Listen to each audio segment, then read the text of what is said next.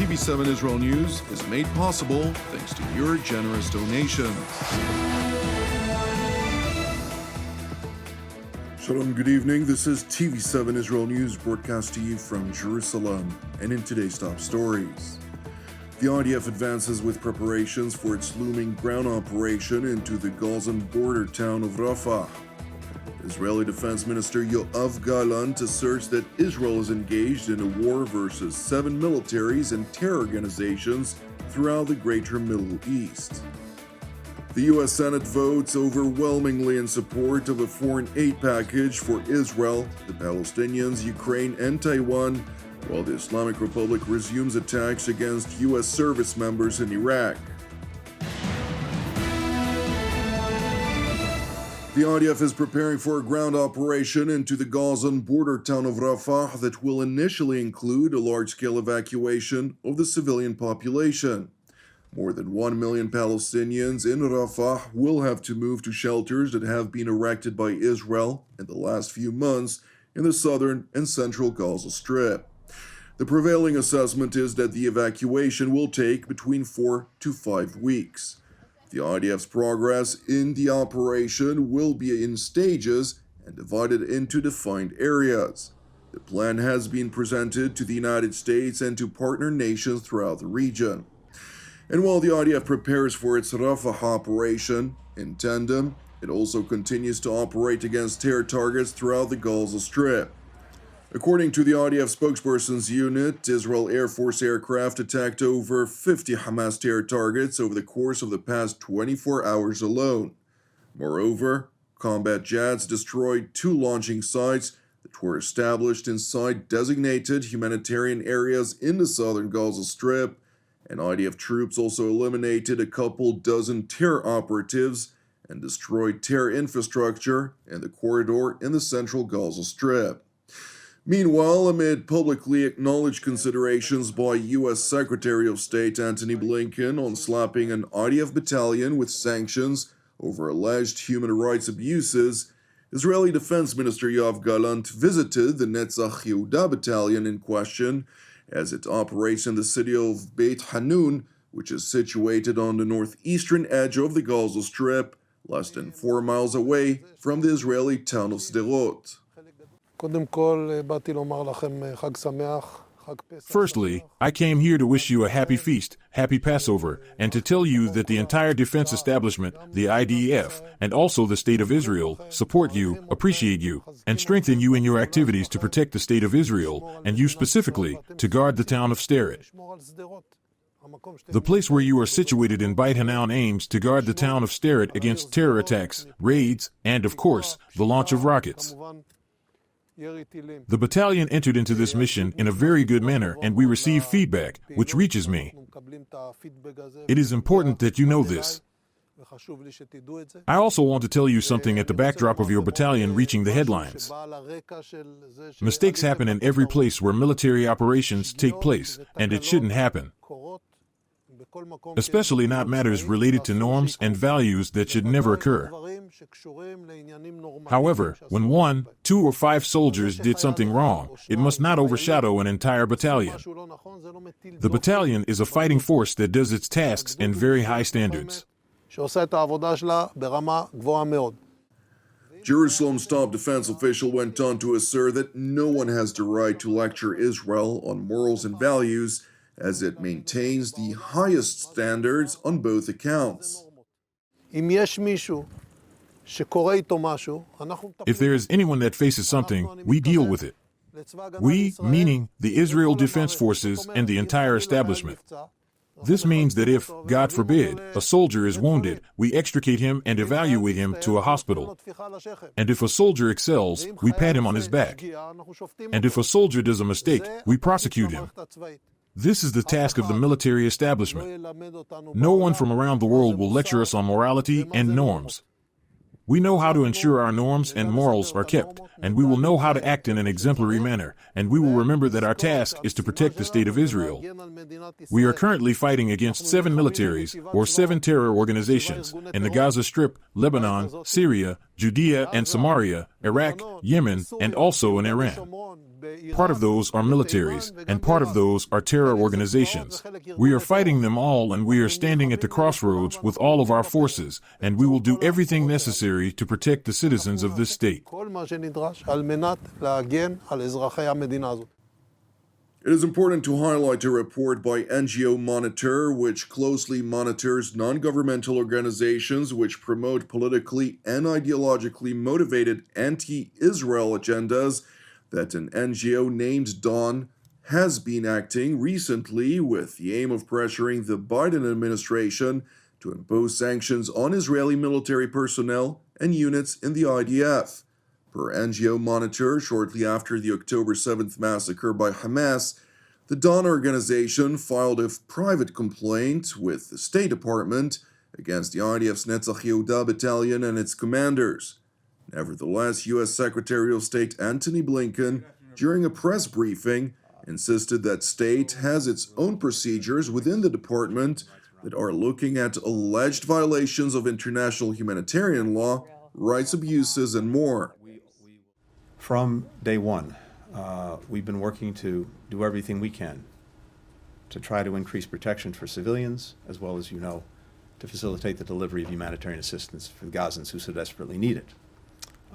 When it comes to allegations of incidents of whether it's violations of international humanitarian law, rights abuses, you name it, we have processes within the department that are looking at incidents that have been raised.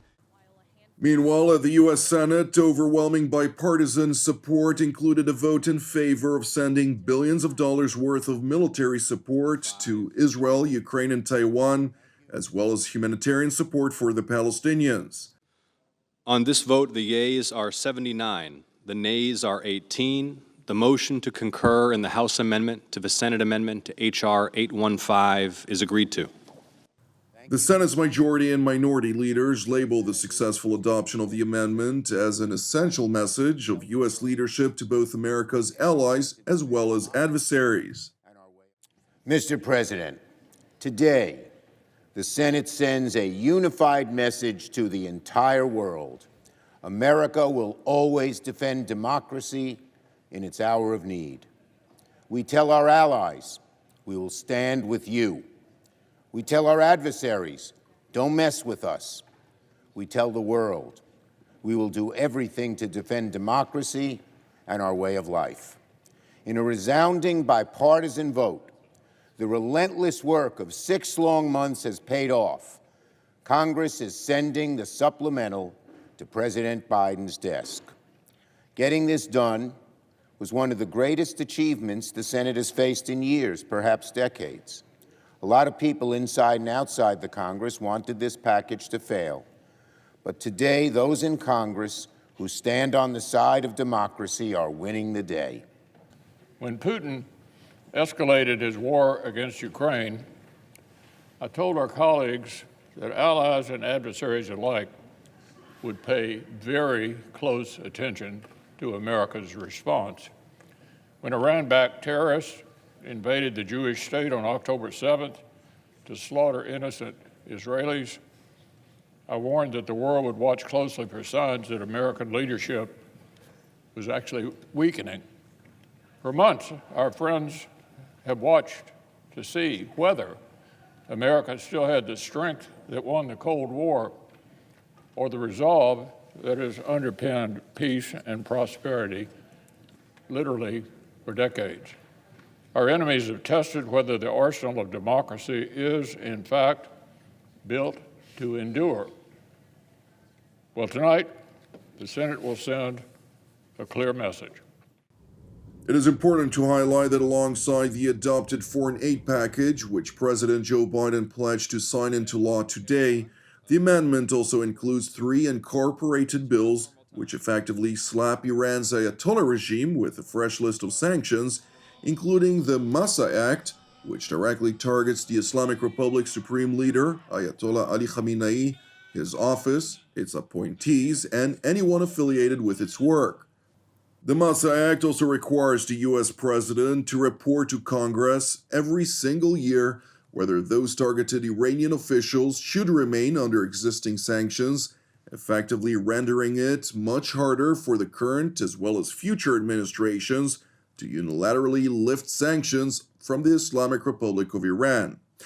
Meanwhile, at the Pentagon, Press Secretary Major General Pat Ryder acknowledged that the Islamic Republic of Iran, via its proxies in Iraq, has resumed attacks against Iraqi military bases housing U.S. service members earlier this week. On April 22, Iran-maligned militia groups conducted two unsuccessful attacks on U.S. forces in Iraq and Syria. These are the first attacks on coalition facilities since February 4th. These attacks put coalition and Iraqi personnel at risk. We call on the government of Iraq to take all necessary steps to ensure the safety of U.S. forces in Iraq and Syria against attacks from these groups. If these attacks continue, we will not hesitate to defend our forces as we have done in the past.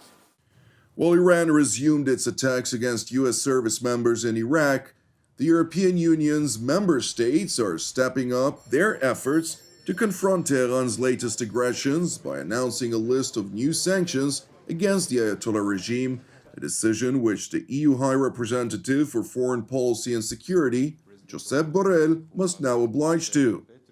We have reached a political agreement in order to enlarge and expand the existing drones regime to cover missiles and their potential transfer to Russia, the existing drones regime to impose sanctions to Iran in order to cover missiles and their potential, by the time being has not happened, but potential transfer to Russia.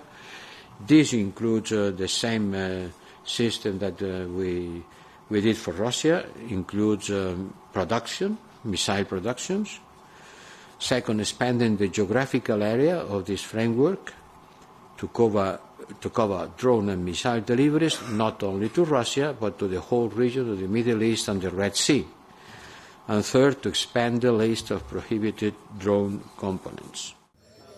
The European Union has already multiple sanctions against Iran for the proliferation of weapons of mass destruction, human rights abuses, and supplying drones to Russia.